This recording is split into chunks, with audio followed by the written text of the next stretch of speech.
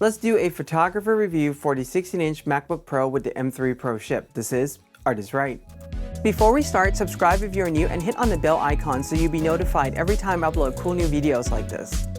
Let's talk about the M3 Pro. If you have already subscribed, thank you. If you're new, please consider subscribing and hitting on that like button. This way, YouTube algorithm will share these videos with even a larger audience.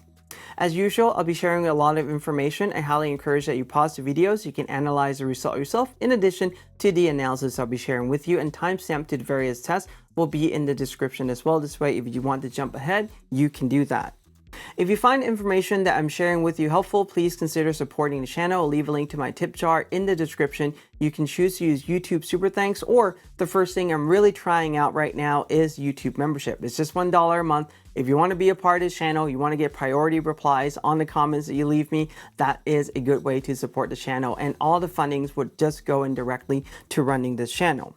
All right, now it is time to talk about the M3 Pro. So for this, we are going to be looking at three primary test systems: the M1 Pro, M2 Pro, and M3 Pro. Now, for the sake of this conversation, I'm going to refer to these machines as M1, M2, and M3. I'm going to drop the Pro moniker because it makes it a little bit quicker to go through this. All of these machines are 16 gigabyte. The other thing to note about them is that they are the stock configuration. So with the M1, we are looking at 10 CPU, 12 CPU in the M2, and also 12 in the M3, but the distribution of this 12 CPU core is a little bit different. Where in the M2 Pro, we have 8 performance. In the M3 Pro, we only have 6 performance, so we are now reduced by 2 performance core. And to substitute for this, what Apple have done is in the M2 Gen, we have 4 efficiency cores. Right now, we have 6 efficiency cores. Because of these improvements in the way how the core are performing in this M3 generation, this is a trade-off that they're making, and they're saying that this is going to make the machine faster. So whether this really works out or not, we're going to see really soon. Now, the other thing that we also see some changes as well is that the GPU core has been increasing from 16 to 19, and now we're down by 1 more core. Again, efficiency is supposed to really play a role in here, where performance increase is going to trump the 1 core that was reduced on this system. As far as NPU go, they say it's much faster. Most of the apps I'm testing in this review right now does not really go in and tap in and use the NPU at all. And I'll talk more about that later as well. As far as memory bandwidth go, we have started out with 200. We stick with 200 in the M2 generation. And for the M3 Pro, we have now dropped that down to 150 gigabytes per second. Now, that is still mighty large bandwidth, and I have some thoughts about that I'm going to share in just a second. The base model has 16 gigabytes of memory throughout. This one has 2 more gigabytes of memory, so now it's 18. Stock SSD is 512. In the M2 generation, there was a drop in speed. M1 was running on full speed because it was double shipped. And in the M3, I think you'll be super surprised as well, because there is a good news in that. So there's a big bet on better performance and efficiency core. Now, will that work, or is this an optimization issue we've seen in the early days of the M1, the early days of the M2 generation? We're going to find out in this video. All right, so the first thing I want to touch on is memory bandwidth. Going from 200 gigabytes per second down to 150 gigabytes per second. We're losing 50 gigabytes per second bandwidth. Does this really matter? The answer to this is not really. I made a video talking specifically about this from the M1 generation, and I'll say this: if it didn't really matter in the M1 Pro, M1 Max generation, is really not going to matter much in these at all, because the apps that we're using right now can't really go in and utilize all of those bandwidth that is available to it. You need to saturate the CPU, the GPU, the NPU all at once, and use a lot of memory at the very same time for it to really saturate that. Most of the app right now that we have aren't just really using all those 3 components. In fact, they're just using maybe 1 or 2 out of the equation. This is why those memory bandwidth is something that's really forward thinking on Apple's side, and they're realizing, well, maybe we don't need that much, and it's not going to make a difference. But I'll leave a link to this video in the description. Highly recommend that you check that out. Some additional reference system to give us a lot of reference point, and the relativity of all these tests are going to be as you're going to see. So a 16-inch MacBook Pro M1 Max This is a CTO with updated memory, 2 terabyte SSD, and I also believe that the chip itself, the SoC, has also been upgraded as well. 400 gigabytes per second, the 14-inch MacBook Pro M2 Max, now this one is stock configuration, and 2 Mac Studio. M1 Ultra, M2 Ultra. So we're going to get to see how all these machines perform. In addition to this, we're also going to see the MacBook Pro 13-inch. This is the M1 and M2 generation, 16 gigabytes of memory. And there is a little bit difference in the SSD size, though these are all custom built to order one. And I'll also add in some surprise here and there as well, which is the Razer Blade 18 that I have done some testing on. Now, one more thing I want to talk about this is when I did the Razer Blade test, people are really asking whether I ran the test plug-in or on battery, and the answer to that was it was plug-in. But I also want to use this point to emphasize the fact that these machines are performing pretty much just the same, whether it is on battery or when you have a plug-in, which is something that Apple have really mastered. And I think that's just really awesome. Now, there are more videos coming. I plan to have videos released one every single day, at least for the next 3 to 4 days or so, because there are a lot of machines that comes in. And to my surprise, the M3 machine have also arrived in the studio early as well, even though they say it was going to ship late November. So I have those to run testing too. And there's a lot of interesting ways to look at this. Now, here's what I'm going to say. If you are on a Intel Mac, this is going to be a huge leap. And if you notice in Apple Keynote, they've been really nudging on Intel Mac users saying, hey, now it's time to upgrade, because they really want to get everyone on the Apple Silicon platform. And I agree, everyone should be on Apple Silicon platform because it runs that much better, it's more efficient, it's just a much better chip overall to use in a computer, and it makes computing experience that much better. And can anyone say space black? Because I mean, this looks really awesome on my table. All right, beside that, the Thunderbolt and USB port on these machines, all of them has separate bus. If you want to know that information, I have gone in and retested everything on every single one of these machines that I'm using for reference. So we're not pulling historical data. We're pulling data from the current operating system and the current app running on the silicon on a clean install OS on every single one of these. So some of my observation is this. Between this generation testing, the M3, none of the machines that I've tested so far have shown any type of throttling, even though the fan may be what I call like a fan sample, which is pretty much like it ramps the fan quite a bit in this generation. I think more than even the M1 and M2 generation. I've been noticing that a lot more when I'm running a lot of export previews, those kind of things. My computers that I have received all ship with Sonoma already installed. I have heard some conversations online that some of the computers have shipped with Ventura. That wasn't the case that I found with mine. All of them were with Sonoma, and I've updated to 14.1.1. Now, display brightness, I did check this. The max SDR brightness is 600 nits, which is really cool, but I mean, it's 20% brighter. Is that going to make a difference? Unless you use your laptop in bright sunlight all the time, it's not really going to make too big of a difference, but it is something to note. I've also ran extensive testing on this with display calibration, so it is fully compatible with Calibrite Profiler, and this is for all variants, the M3, M3 Pro, and M3 Max, and I can also verify that this works with BenQ Palette Master Ultimate to calibrate BenQ hardware calibrated display without any issue. All right, now to our Pro Photo review. All of this are going to be single app testing because I really want to see how the silicon is performing, whether there are optimization issues and anything like that. And I'll say this, we all multitask. So if you're going to multitask, just get more RAM on your system. That's all I can really tell you. As far as test configuration go, I know I'm going to get a lot of requests on this saying that, hey, could you test this specific one or that specific one? A lot of these are going to be based on data extrapolation, and I can't test every single configuration because it's just financially not viable. And Apple have so many varieties, especially in this generation. So most of what I'm going to do is focus on stock, but here's something that you need to know. The effect of SSD and RAM on the system at this point is already known. I've been doing this for 3 generations. We have already seen how it's going to affect the system overall, and we can definitely extrapolate the data on that. All right, SSD.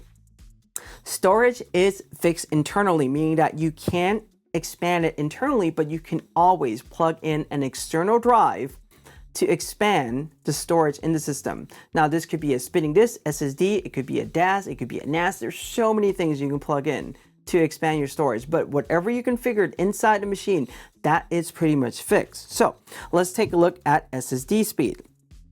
When we take a look at this, it is something good to see that the M3 Pro generation SSD speed, even though it's 512, is a bump up from the M2 Pro generation. And this is pretty much putting it fairly on par with the M1 generation, M1 Pro that have come before it, so that is a good thing. Here's the SSD speed comparing with all the machines. Obviously, we still have, for instance, the 1 terabyte models that are really outperforming everything else, but you get a chance to see the read and write speed there and get some ideas for this. Now, let me also say that 3000 megabytes per second is mighty fast, and there's only a few tasks that if you use your computer that hard, you're going to see some performance variation, and I'm going to point that out as well. Now, some of you are probably asking, if I store my asset, my images, my video file, whatever, internally versus externally, is that going to make a difference? Should I pay the extra money to get the larger storage internally? And the answer to that is nil. It makes no difference whatsoever. In fact, I ran an extensive test on this, and I made a video talking about this, showing you graphs, showing you proof on this. I'll leave a link to this video in the description. Definitely check that out. You can run on an external SSD, and it's going to be just fine without any issues. So, memory, RAM. A few things I want to say about this is consider your use case, consider the modality, how you're going to use this. It is not upgradable, and there is no way to expand the memory on your system, unlike an SSD where you can plug in external drive. You cannot plug in external RAM. So if you need a lot more, then definitely configure that. If you do a lot of multitasking, then definitely configure your system with more RAM, because you are going to benefit from it. Now, the other thing you remember about the memory as well is that, yes, it is unified memory, meaning it is shared between the CPU and GPU. It is really fast, and Apple is managing that really well. But I hear some people have been saying about this RAM is that, you know, it's new unified memory, less is more. I'm like, no, let me put it this way, less is less and more is more. So if you think you're going to need more memory, definitely go with more memory. A couple of advice is that if you're coming from an Intel machine or even just a Mac, if you're already a Mac user, launch your computer fresh, go into Activity Monitor before you start your session, and go into the memory tab and take a look at the memory pressure. However much memory you have, if you're on the green, you're good. If you're on yellow, you might want to consider getting more in your machine. And if you're on red, then definitely I would probably like double or triple the amount of memory that you already have on your system. So that's the one thing that I'll recommend. You can also use a program such as iStat Menu 6. I'll leave a link to their website in the description as well. This keeps history of your memory pressure and everything, and it makes it much easier. Now, one thing that I will also advise any Mac user at all, especially if you're upgrading your machine right now, especially coming from an Intel generation, if you have, for example, 16 gigabyte in your Intel, don't go for 8. Go for like 32. Go for something higher than what is already on your Intel. Yes, even though they're more efficient, you're going to need a lot more memory as we go forward.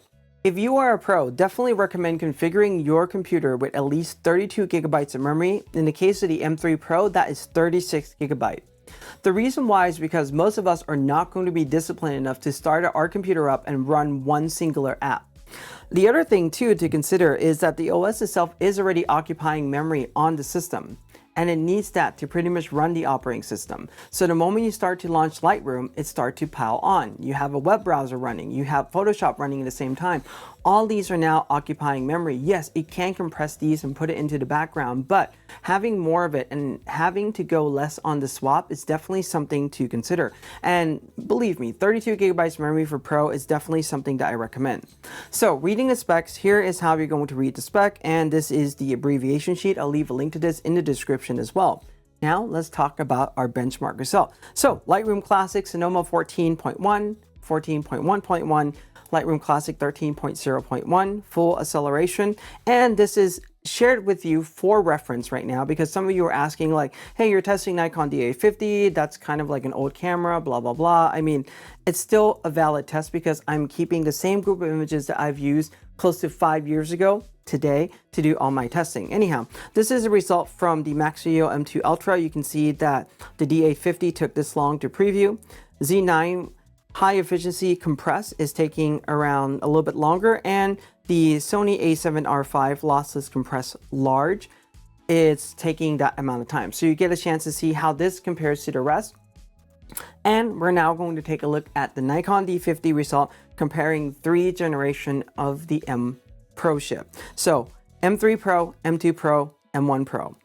And what we can see right now is the M3 Pro is not really pulling up ahead. In fact, the M2 Pro is a touch faster. Not a really good first impression we're seeing right now. Let's see how this compares with the rest of the chart. So the M3 Pro is now pulling in just at the middle and is clustering with all the Pro machine. In fact, it's also clustering where the M2 Max is as well. Rather interesting that the M2 Pro itself, the previous generation, is performing close to about a minute faster. Something interesting is happening here, and I think a lot of this has to do with, again, optimization for a new platform. I have a lot of thoughts on that I'm going to share a little bit later on too. So this is the Export 1000 file, and this is provided again for reference. This is the Mac Studio M2 Ultra.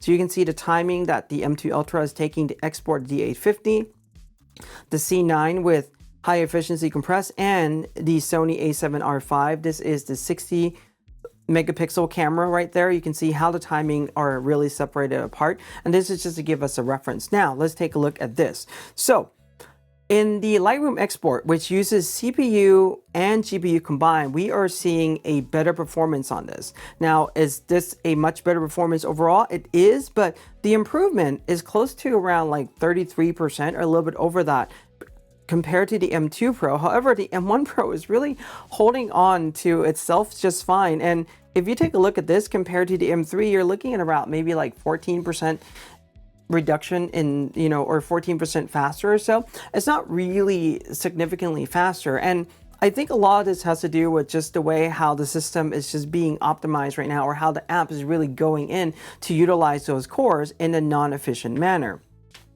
Comparing this to the rest, I mean, the M3 Pro, it's getting close to within striking distance to the M1 Ultra, but it's not really quite there yet. It's still about two and a half times, a little bit over 2 times longer than the M1 Ultra machine. But this is giving us a glimpse into the performance of this at this point in time. All right, let's take a look at Lightroom Classic HDR Merge, and this is merging Nikon D810 file. There's 9 of them.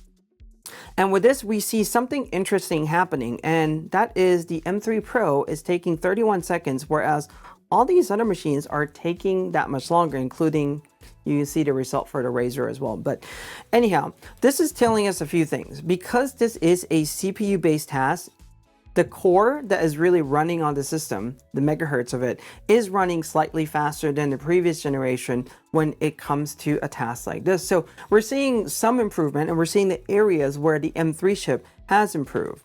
Now, what about Lightroom Classic Panorama Merge? This is taking Nikon D810 file. There's 14 of them, 36 megapixels to generate a 314 megapixel file. This is a RAM heavy and a CPU based task. So taking a look at this, interestingly enough, this machine, the M1 Pro, is performing extremely well, and it's actually faster than the M2 and M3 Pro generation. And again, this is not historical data. This is fresh new result that I have sat for the past week running all these tests. And when I usually run these tests, I don't look at the numbers in comparison. I just put them into a chart. But this is surprising to me that the M3 Pro is not really pulling ahead, even though it also has 2 more gigabytes of memory as well. So we thought that this would be the case, but it's not really the situation here. Now, when we extrapolate this, the M3 Pro itself comes right there, and you can see how it's really clustering a little bit on like the slower side of things. I think this has to do a lot with the optimization, how it's not really fully optimized yet, because the fact that the 13-inch MacBook Pro, it's performing really close to this machine and having similar amount of memory is rather impressive and also interesting at the same time. But if you take a look at the amount of memory in the system, as we go up in the amount of memories, we start to see the time reduce here. So having more RAM, if you do a lot of panorama, is something that is important. All right, let's take a look at Lightroom Classic AI Noise Reduction. This is a task that is really supposed to be running on the NPU, the neural processing engine, but it's not really doing that just yet. Even the current version is still running on the GPU in the system, and the result of this is just about the same as the M2 Pro. In fact, it's about 2 seconds slower. I'm going to attribute that to a margin of error, and it's showing that the performance is about the same. Maybe losing that one core is slightly affecting it when it comes to tasks like this. But what I really want to see in AI noise reduction is Adobe really going in to use NPU. Part of the reason why they're not doing that right now is because they're artifacting, there are some color shift that's happening. Hopefully that they can work those issues out soon. All right, M3 Pro, this is where it sits on this graph compared to all these other machines.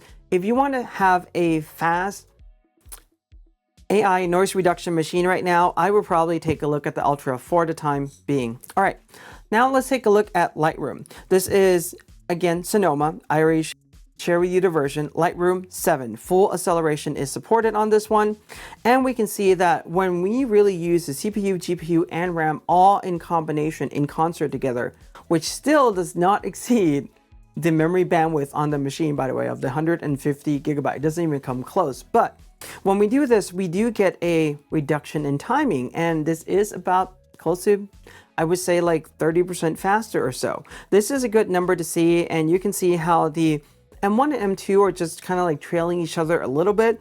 Is really not much at all, but this is starting to show some significant improvement.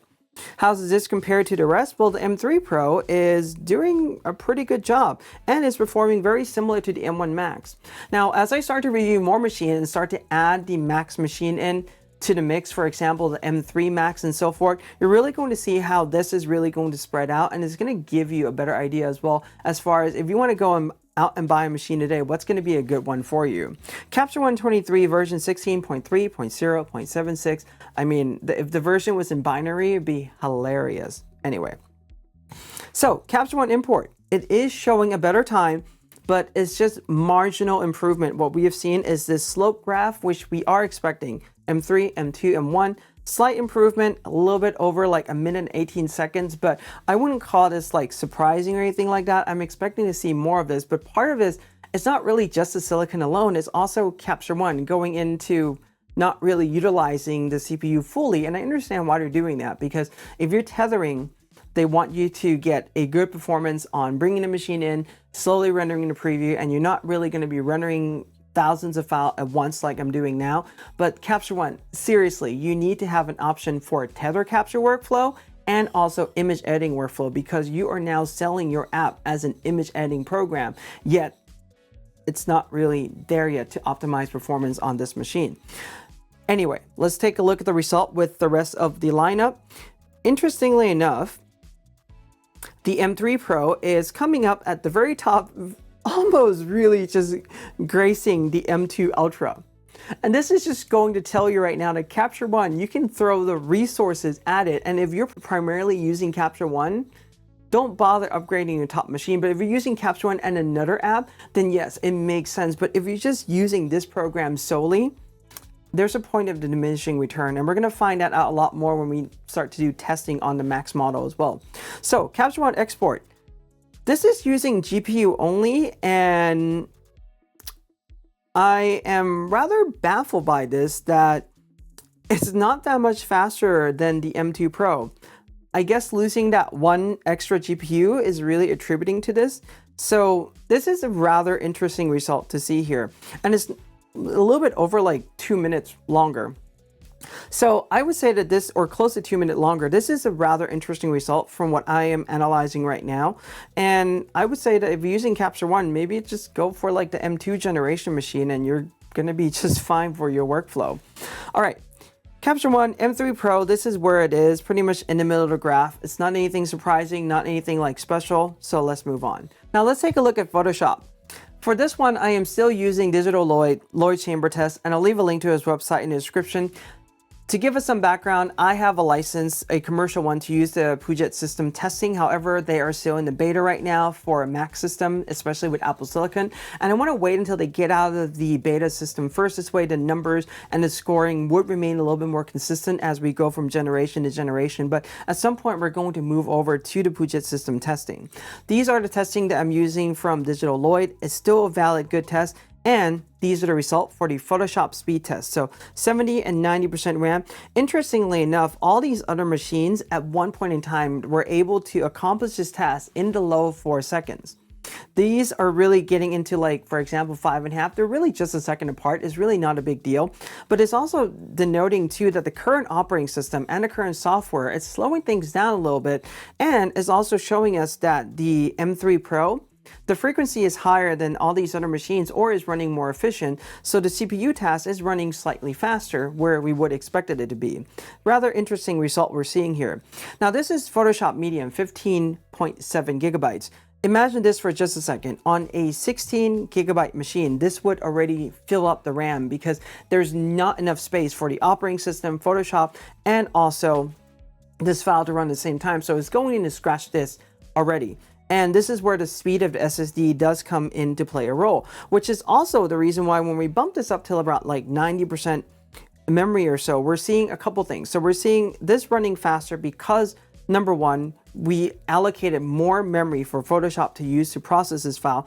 And at 18 gigabytes, you're getting like 2 extra gigabytes there. And this is helping out with the overall speed in this rendering a little bit as well. As you can see, all the other ones are running a little bit slow. Now, here's the thing. When we take a look at 70% memory, it's clustering just about the same. So is this SSD speed really coming to play a role in this? I mean, I would probably say like a 70%, which we're supposed to see more of the SSD performance degradation. We're not really seeing that. So even in this task, we're not really seeing the SSD speed becoming an issue for even just like the older machines. Something interesting to observe there, especially when you take a look at this green bar at the bottom, the way how it's performing.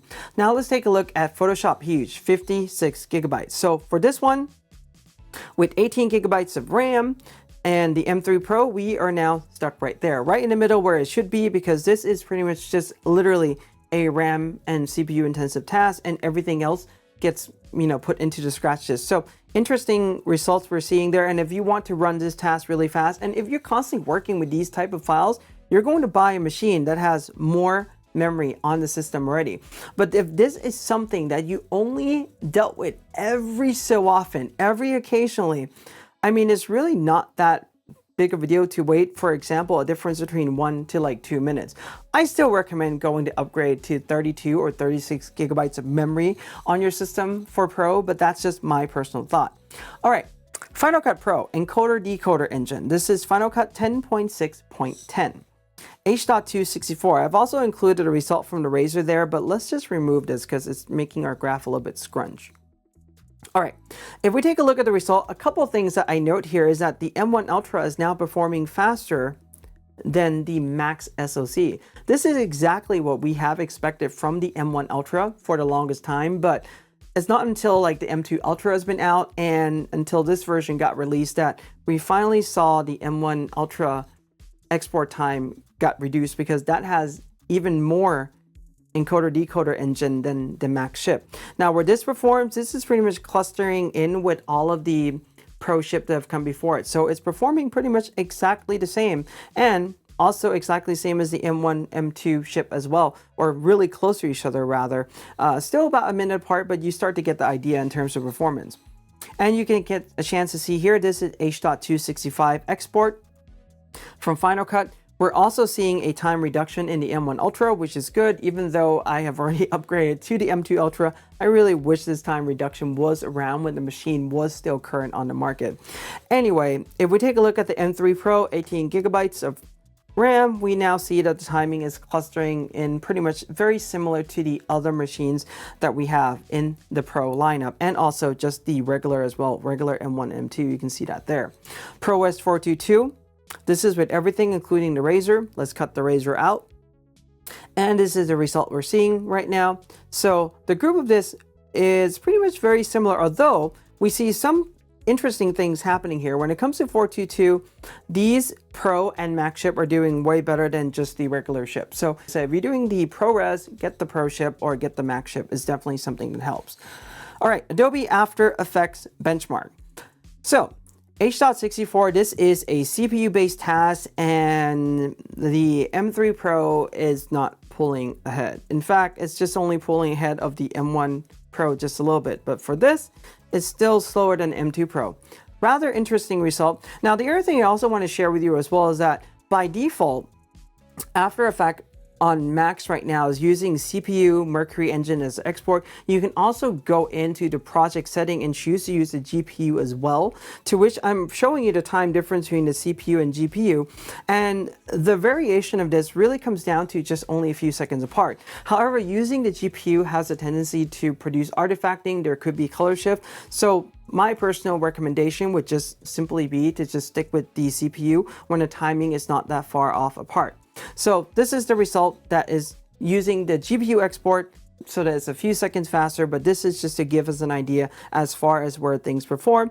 And interestingly enough, the M3 Pro is just right in the middle there. And behind the M2 Pro, something very interesting there. I was wishing that this would be faster, but it's definitely not the case. So my analysis, thoughts, and observation about this.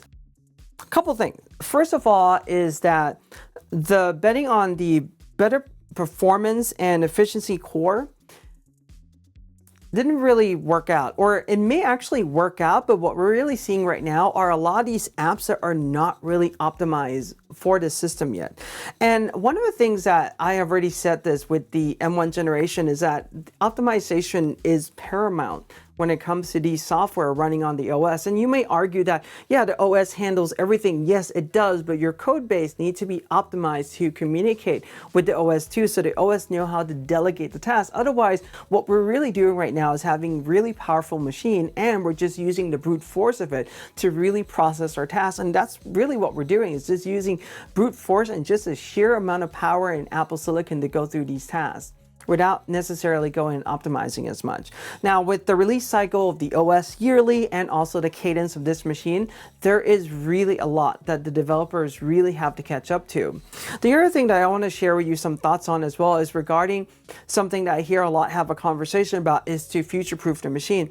I understand this may be used a little bit loosely, but I just genuinely don't think there is way to future-proof these things, because come this time next year, there'll be a new set of machines already. So the best thing to do is to configure your machine in a way how you are going to use it to optimize for your workflow, so that that machine would last in the time span that you would expect the machine to last. Essentially, if you're going to keep the machine longer, then upgrade the parts a little bit more, to upgrade the components so that you have a little bit more room in the future. If you are planning to literally exchanging the machine every year and upgrading, stock configuration may be a good idea. The other thing that is rather interesting is that for the 16-inch MacBook Pro, it's not that interesting really.